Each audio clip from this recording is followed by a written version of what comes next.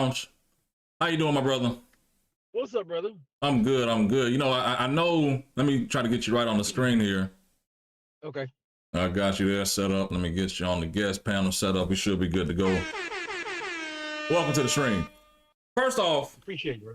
thank you for taking time out of your day to join the channel, join my audience today more than anything. But when you woke up this morning and you saw President Trump's caricature, the meme that they're now putting out saying that a staffer put it out, it was hey, it's too much smoke. It's fake news.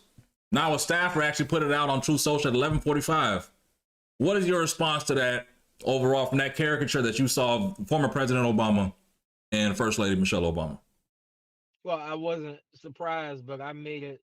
I said the words, the cape is off. Cage is off. That's what I said. That's The it? cape is off. Cape is off.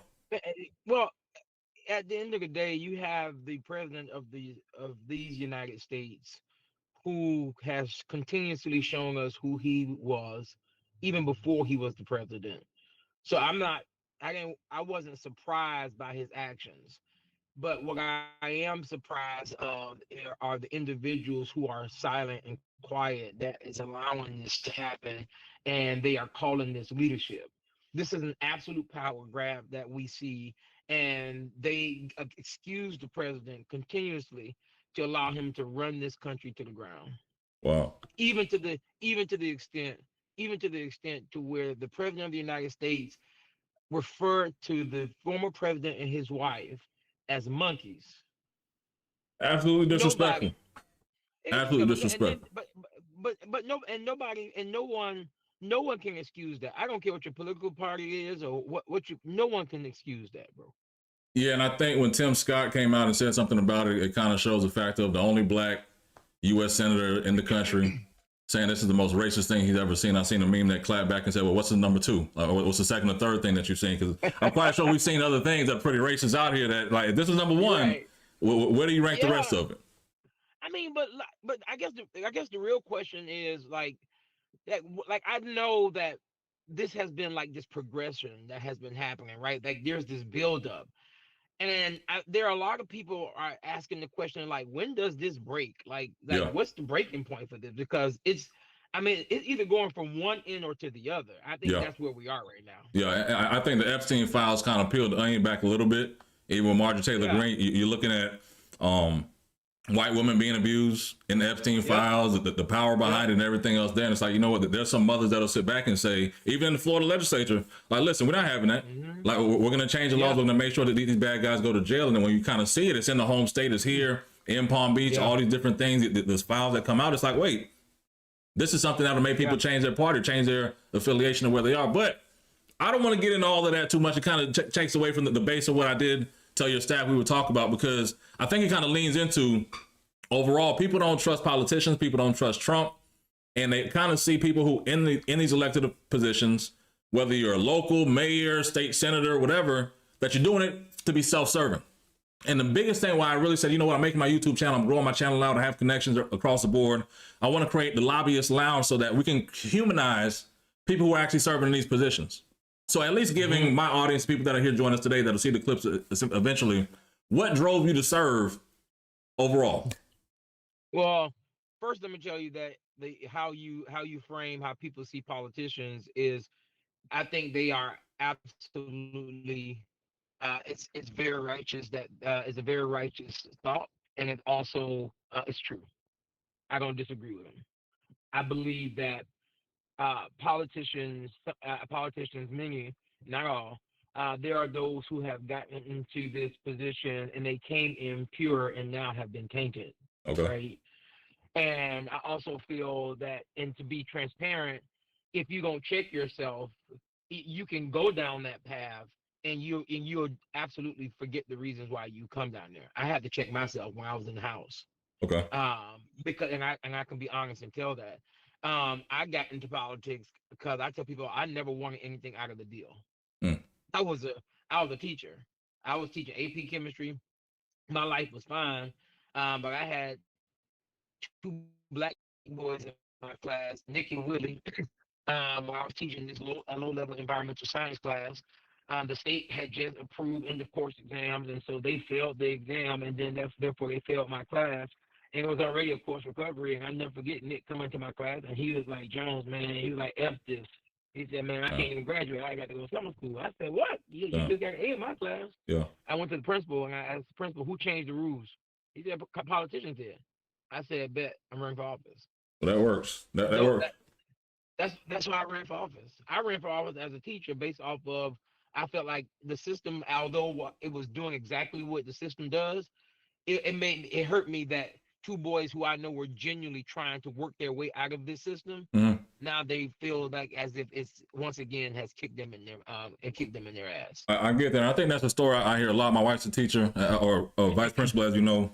So I hear the various stories, but I do think the overall goal when you're in that position as a teacher is to get kids to that next level, whether it's a trade school, whether it's college, whatever it may be. And we're fortunate enough to go to the same university, the Florida A&M University, on the heights of Seven Hills in Tallahassee. But we had different stories. We had different stories even getting to FAMU and what we did. I came in, my channel may know, I worked all the way through college, even started my political journey, being fired from my day job and taking an unpaid internship in the process. So it just kind of, everybody felt different ways. But how did FAMU with the HBCU experience actually prepare you for service? Oh boy, listen. I tell people all the time, ain't nothing like church and FAMU that got me ready for these days. All right. Because it was all political, every bit of it, man. Man, FAMU taught me how to love myself. Okay. But FAMU also taught me how to have love for my people. Because there wasn't, I never saw, imagine myself in a place to where I'm being educated, I'm being groomed, and I'm being inspired by my own people as I try to work my way into this thing called the American dream. I built that foundation at a black school. And it not only helped who I am today, but it has helped me understand how to navigate this, because for some strange reason, although we went to an HBCU and probably more well qualified than anybody who will graduate from a PWI, FAMU taught us that you still ain't enough and got to work a little harder, and we're gonna force you to do that. As a biochemistry major, Philip, I knew for a fact, I knew I was the baddest when it came to going to some of these competitions and things of that nature. But I can tell you this, there were top competitions that I went to where I knew I was the best, but we still weren't selected. But we still did our thing. And that's what I learned in FAMU, and even understanding how to play in the politics of it. Got it. I mean, not only am I going to work a little harder, but also you won't outwork me and you're not going to outsmart me, because listen, you think so. I probably play deaf, dumb, and stupid. But I'm the smartest person in the equation when you're talking about negotiating. Let's go. Let's get it right. You already know that's how FAMU prepares you. I think the overall HBCU experience prepares you for that. I think the overall HBCU experience prepares you for that as well, because the story of FAMU could be the same at Howard, Hampton, Jackson State, wherever it may be. But I think that when you're in the actual position of, you know what, I'm elected, I'm in a position to serve, I'm doing it for the kids, I'm doing it for a reason, I have a passion to get there. You're not just doing it on the books. You're listening to something, you're vibing to something. So what are some of the top tracks you're listening to before you get into a committee meeting or a major debate on a controversial bill that keeps you grounded and hyped up to make sure you get the job done? Now listen, I'm bad at this because I can listen to anything. Like, it's based on what my mood is. Like, if I'm not having a good day, I'm turning on some Maverick City, so I'm in gospel mode. Okay. But if I'm in a good mood and I'm just vibing through the day, I'll turn on it's called Porch Vibes on YouTube. Okay. If people don't know about it, you need to get on it. I promise you. All right, man. Everybody in the chat, make sure you check out Portrait Vibes as well. If it's first time here, I'm Hip Hop Lobbyist. We have State Senator Shevrin Jones joining us today. We've basically set the tone for how the conversation is going to go. We started off with the president and the monkey comments, and at least understand that Maverick City may be the best mood, and also those porch vibes to get the senator right coming in and out of committee meetings. But I know there has to be some frustration when you have bills that you're really passionate about. We see in Florida, some of our citizens, I think they could be your constituents, the Island Boys. They have dreads, you know, they really have a crown or a hairstyle that they may want to be protected. Not only that, I'm from a Jamaican household, Jamaican culture, dreads and natural hairstyles have really been a part of our culture. But you has filed a Senate bill. Let me get the number right. Senate Bill 252, the Crown Act, with leader Fentrice Driscoll in the House to help for protective hairstyles. Now, the bill hasn't moved so far, but we would be one of 26 states to implement something so far. Just want to share, one, why you filed the bill, why you feel it's actually needed, and do you feel that we're in a posture now for Florida to join those 26 other states? Yeah, then listen, I think Florida can. I spoke with the chair for the committee last week to ask him if he can put it up on the agenda. We followed the Texas model. I mean, the governor of Texas, Governor Abbott, is the one who actually advocated for the bill in Texas, and our language explicitly follows I'm sorry, someone's calling me. I'm sorry. Good. They explicitly follow that law. But I don't know what the holdup is. But the reason why we filed it was because it's not just about Black hairstyles. Right. It's about individuals being able to walk into a space and allow them to freely wear their hair without being discriminated against, without them with the risk of losing their jobs. And so that's why we filed it. And I think it's just common sense, and it doesn't ostracize anyone. It's not a part of DEI and all this other stuff. It's just absolute truth on it. So it's a common sense law for the most part. Yeah. And I think the thing that the sidebar real quick, that even my 16 years now in the legislative process, there's certain knowledge that we get about, between the press conference to how it gets before committee, what has to go through between one House chamber or the Senate chamber, and where the bill has to be by the 30th, 40th day, the 50th day, and things of that nature. And it all plays an aspect. And you know what? There needs to be a greater educational, common sense narrative of not only the process, but laws that kind of make sense. And another law that I actually saw that really made sense was Ava's law, Senate Bill 172 that you filed, that would require that ladies who are arrested within 72 hours, they have to be administered a pregnancy test. And that if she stays incarcerated, what is it, for 12 weeks after birth or something along those nature? But one overall see where the status of that bill was, because I do understand that, again, it's not a Black issue. It's a lady issue. And I do feel that a lot of times we only focus on abortion rights for a woman's right to choose, but we're not talking about situations like this that could be caught in. So kind of explain that bill if you could, and the impact of it. And do you think it'll pass as well, or at least be heard? Yeah, I mean, we've been doing a series. Excuse me. We've been doing a series of these Ava law bills. I don't know if you remember. It started off with when I was in the House, when I did it with Senator Oscar Brannon. Senator Jason Pizzo. Excuse me. And get some water now. To ensure that women who are incarcerated cannot be shackled if they're pregnant. Because remember what happened at Broward Sheriff's Office. And then that following year, we did dignity for incarcerated. We did feminine hygiene products. Then we did dignity for incarcerated pregnant women. And the Ava's law portion is the doctors gave us a recommendation that said that even if a woman is pregnant and she's in a facility, and after she has the baby, there's a certain amount of bonding time that baby needs with the mom. Okay. And so this bill gave the judge the discretion to be able to allow the 12 weeks for a mom to be with her baby after she's had the child, and the judge could decide whether or not she goes back into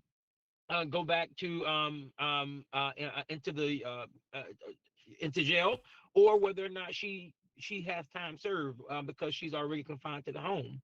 I get that. So essentially, it gives some discretion, but is it a financial issue essentially where it's a burden? I know the pregnancy tests don't really cost that much, essentially, but want to see, is it a financial issue or just a policy issue for the holdup? You may feel. I think it's it's not a financial issue, because at every step of the way, FDLE said that they would pay it, whether it was for the feminine hygiene products, it was a cost to the department. I think this would be something similar. If you're buying pregnancy tests, so a woman, if she asks for it, that she's able to get it while she's in the facility. It is a policy reason why on the House side why it hasn't been heard, because another policy side on the Senate side, with both of the chairs for the committee where it was see first. All right, I got you. And that's great to see. Great senator working. Random question, very random question, because it plays a role into the next question. If you had a $5 million overpayment from, let's say, a HUD contract, would you take that money and run for Congress, or put it in an investment account and wait for them to repay it? You can avoid the question if you want to. Listen, I would make sure that I do everything to follow the law, and I would send it back, because I know I don't. If I'm, that's accountability is important, so I would send it back. I got you. I'm gonna move it on from there, but it kind of plays into what's happening across the country with redistricting. We have Virginia looking to redraw maps. They say Florida's going to give 5, Texas is going to give 5. They pushed our girl Jasmine Crockett out of her House seat and say she's running statewide in Texas. The last poll I said she's down 10 points, but that'll be another conversation another day. However, overall, I wanted to see what's the posture for redistricting. Overall, what I've heard is that most likely they're going to squeeze a lot of communities together. I've heard they're going to draw seats from the Atlantic to the Gulf.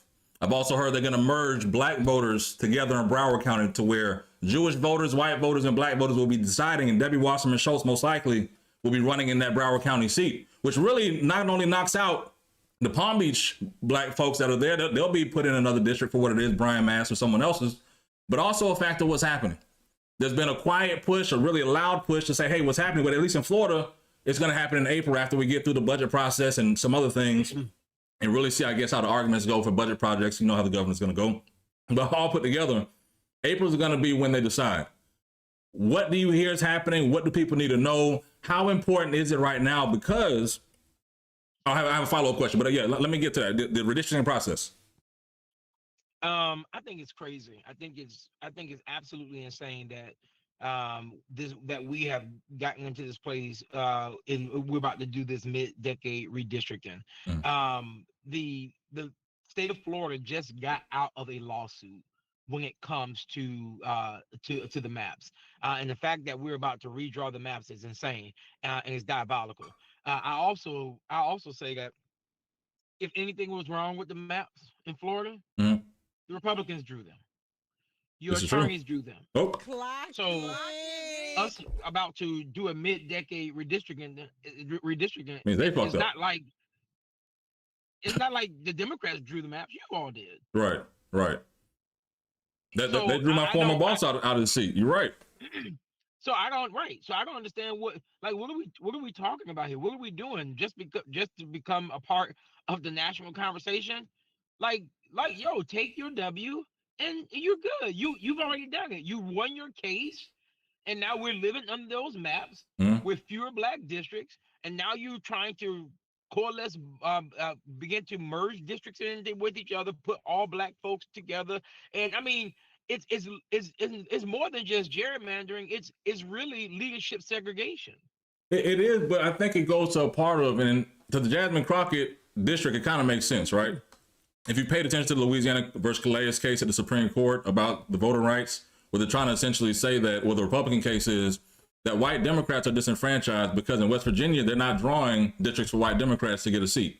Well, a fact of it is, from what they polled, white Democrats actually don't prefer voting for a black candidate. They prefer voting for a white candidate. And that's where you can kind of see what's happening in Texas, to where against James Tellerico, where he doesn't have the social media, the name ID, everything else like Jasmine Crockett or the spunk of it, right? At the same time, he's polling 10 points higher with college educated white Democrats over 40 in Texas. Now, that's based on the Emerson College poll, which is pretty accurate. However, it kind of shows to the narrative of what the Supreme Court's decided and say, you know what, I get it. But it does get to a point of saying, are these other white Democratic voters disenfranchised by having to choose in a majority minority district for that black candidate? How do you feel about that? I think we lost. Do we freeze? There we go. Okay, there. You went out. I'm sorry, bro. This thing. No, it was basically saying, okay, cool. The Supreme Court's deciding from what the argument is that white Democrats don't prefer voting for a black candidate. Even Jasmine Crockett's down among college-educated Democrats over 40 by 10 to 12 points. So I guess it gets to a point of saying, okay, cool, we didn't run the census in 2020. Do we really disenfranchise Hispanic voters to get to a point of redrawing the districts how we wanted to 5 years ago? Now it's to a point of saying removing this voter rights provision to where we can essentially draw the maps how we want to, because white Democrats are disenfranchised, and this is what the role it kind of plays in. We're just getting your take on that to see what your take is, if anything. Well, I mean, small take on it, because I think you just summarized it best. I think Democrats, white Democrats are, many of them, not many of them. I don't want to make that generalization. Mm. There is a race conversation that we have to have in the Democratic Party also. Right.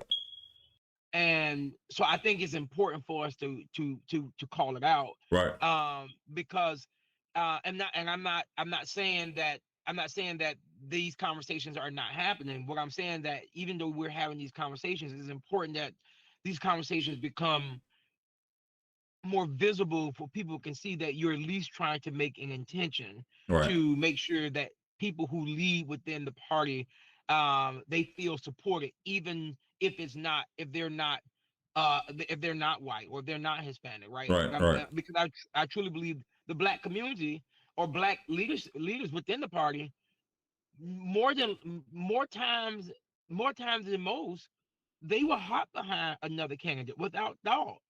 Right. I get that. Sometimes it's not reciprocated. I believe that. Let me get to my next question here. It kind of gets to a point of, I think, even for that disconnect, Democrats have held a hold of Black issues for a long time, right? But then we've seen last election cycle, you had a lot of Black men who were like, you know what? Joe Biden put us in a messed up situation. I'm not voting for Kamala Harris. I don't think she's qualified, whatever it may be. And I really kind of looked at it as not necessarily the chauvinistic piece, because I think that's across the board. I didn't think, if Hillary didn't break the glass ceiling, I didn't think Kamala was going to do it, just off the reality politics. But I do think that men across the board have been spoken to. In this process, at least two of your frat brothers and one other colleague, Matt Alford, have committed suicide in the past 2 years, right? And it gets to a point of saying, it puts really a nail on it, like, you know what?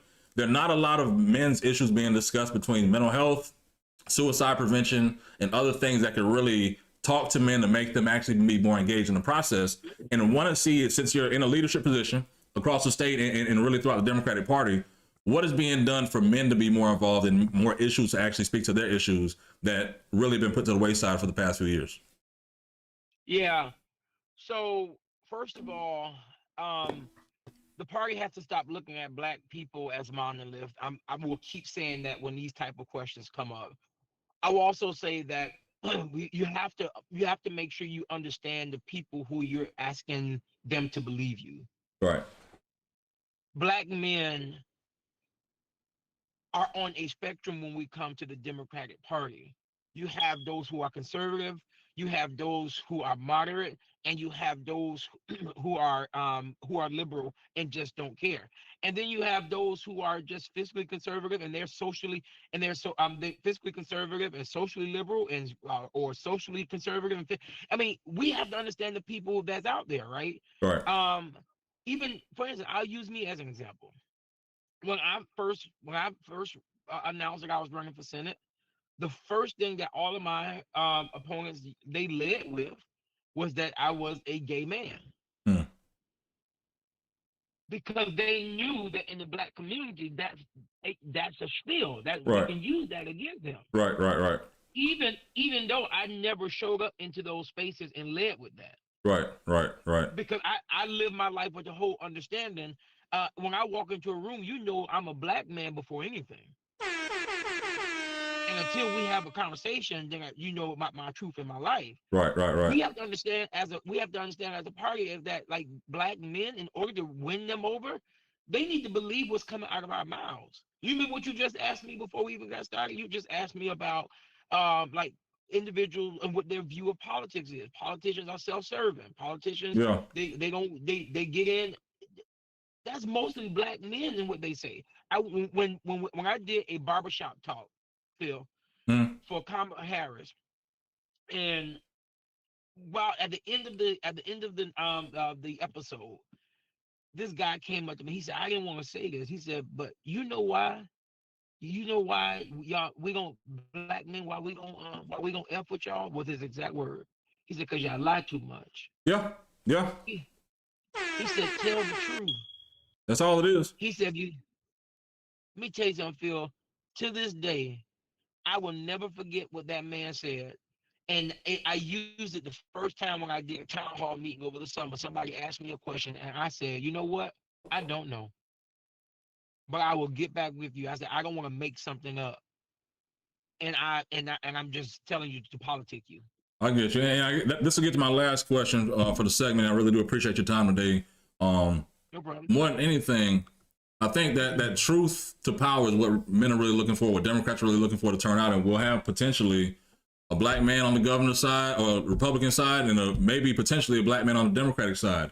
But then when they look at the overall layout, they'll see a former Republican again running as a Democrat to be governor and say, hey, he's the best chance we got, which really kind of plays on the fact of, you know what, we hope that Republicans are racist enough to vote against the favorite on the backside. They call him Byron Donalds, right? If they vote against him to vote for the white guy, then we're going to win. And it's really race politics, black on black crime, you could really call it, right? But how do you convince these same Democrats, tell them the truth that, yeah, vote for the former Republican to be governor, and why he's the best person to actually be in the fight? Yeah. So, you know how I'm a fan of everybody have the right to make their decision. Everybody grown, everyone can change. They have the right to change their mind because for whatever reason.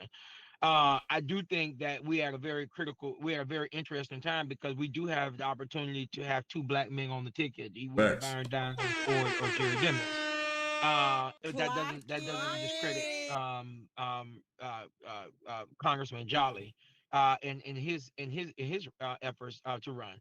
I think both Jerry and both David they're picking up steam with the base of people who they're gonna go after. I'll be honest with you. I just hope my hope is that they don't beat each other up so much that that somebody can't return back to be able to try to win. I don't care whoever it is, right? Somebody asked me, I think my hero asked about whether or not Byron, whether he's like I think it was like the bellwether candidate when it comes to black people. I think we have to be careful in voting for individuals just because, or even supporting people just because they're your color. I mean, I say it all the time. All skin folk ain't kinfolk. All skin folk ain't kinfolk. So, like in this time and day and age, I'm absolutely looking for the best person who's going to give the best vision for what Florida looked like. I'm not talking about the next 20, 30 years. I'm talking about long term because if we keep going the rate we're going, Phil, we in trouble. So we need somebody who's gonna lead from the front. And I ain't talking about on ego. I'm talking about genuinely lead from the front. I appreciate that. Hey, Senator Jones, I'm not going to hold you too long. I know you got some places to go. Want to thank you for tapping to the Lobbyist Lounge and the Hip Hop Lobbyist YouTube channel. Thank you. I'll make sure we get a copy to your staff. I appreciate you. Have a great one. I appreciate you, bro. All right, boss. Bye. And that was Senator Jones, a good friend in the process. Listen, you heard it from him, his takes, his thoughts. I haven't checked the chat. Let me check the chat real quick. I know we didn't have too many people for that segment. We're going to tap into something else after that. Let me see who all here. 130 of y'all still here. What were your overall thoughts of the conversation? Praying is racist. Go Jasmine. Freaking hilarious. It is what it is. David Wasserman Schultz. All right. Not a lot in the chat. It is what it is. But either way, I appreciate y'all tapping in for that segment. Let me load up what's next, man. Because I know Trump going live at 3 and some other things, but I'm going to check out this interview on NBC of Trump. I haven't checked this out. I really haven't watched Trump that much. It's like, between the racist stuff, it gets kind of depressing. But then you have real work, right? You got real work to do, so I can't be streaming and chasing Trump headlines every 2 weeks or every damn day. But I appreciate y'all tapping in anyway. Let's get to it. From our nation's capital, where today we sat down exclusively with President Trump at this extremely pivotal moment in his second term. The president making a number of headlines discussing everything from the midterm elections to the economy to his administration's handling of the immigration crackdown. Telling me what he learned from Minneapolis and about where ICE officers could head next. And with the affordability crisis impacting so many Americans right now, you'll hear what he said about when to expect economic relief. I also asked him point blank about this moment with Fed Chair Jerome Powell and if his Justice Department would drop the investigation into Powell. And as the Republican Party faces growing pressure ahead of the midterms, what he said about the possibility of 2028 and the presidential ticket possibly featuring